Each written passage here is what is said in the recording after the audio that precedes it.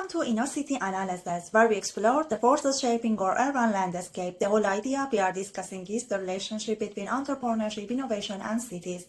Innovation is often celebrated as the engine of economic growth. Policymakers around the world invest heavily in it, hoping to secure prosperity, competitiveness, and jobs. Yet, innovation is also deeply disruptive. It creates winners and losers, often reinforcing inequalities.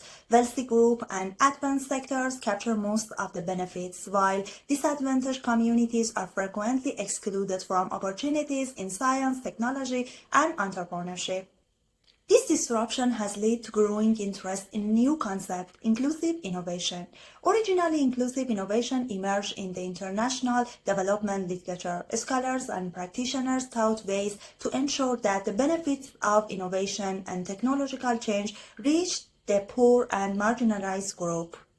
Over time, the idea migrated into the policy agendas and advanced economics with the OECD. Today, inclusive innovation has become central not only at the national level but also with urban policy. Cities such as London, Washington, D.C., and Pittsburgh have introduced inclusive innovation strategies, making this concept a significant feature of modern urban governance. This paper, Inclusive Innovation as Urban Policy, a review by Neil Lee, offers one of the first systematic literature of how inclusive innovation is understood and applied, especially in cities. Despite its widespread use, inclusive innovation lacks a single fixed definition. Early contributions from scholars like Foster and Hicks describe it as the inclusion of marginalized groups within some aspect of the innovation process.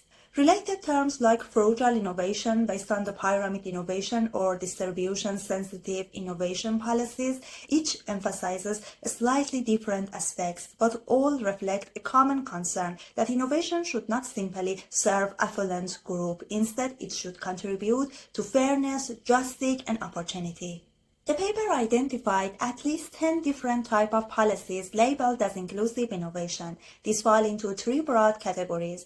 Strategy: decisions about which sectors, products, or places innovation funding targets. Participation: ensuring disadvantaged groups and represented in entrepreneurship and decision-making processes. Outcomes: making sure the benefits of innovation from digital access to retraining are widely distributed. These categories shows both the richness and the confusion of the concept. Inclusive innovation can mean shifting investment to disadvantaged regions, diversifying the tech workforce, funding accessible technologies, or simply branding existing programs with the progressive labels. While inclusive innovation resonates with policymakers and has clear moral value, the paper highlights three major critiques. Like other optimistic policy terms, participation, empowerment, or inclusion, inclusive innovation risks becoming a buzzword. Its very vagueness makes it attractive but also undermines learning, evaluation, and accountability. Without a shared definition, it becomes hard to know what truly counts as inclusive innovation. Solutionism and neophilia. This technological solutionism ignores structural issues such as education, housing, or labor market.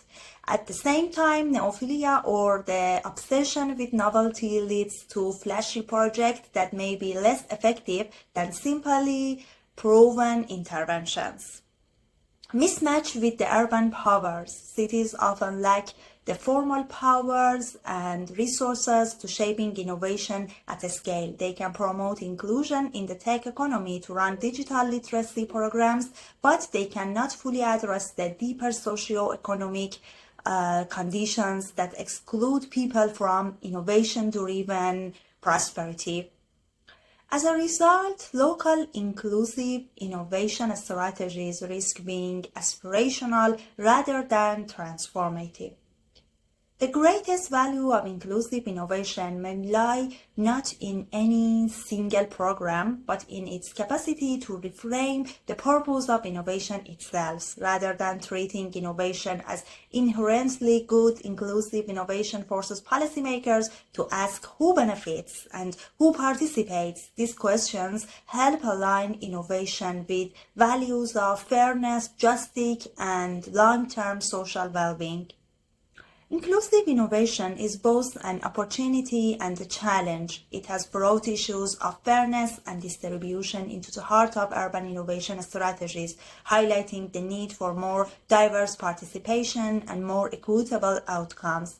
Yet, its fuzziness, tendency toward technological solutionism, and the limited powers of city government risk reducing it to a buzzword.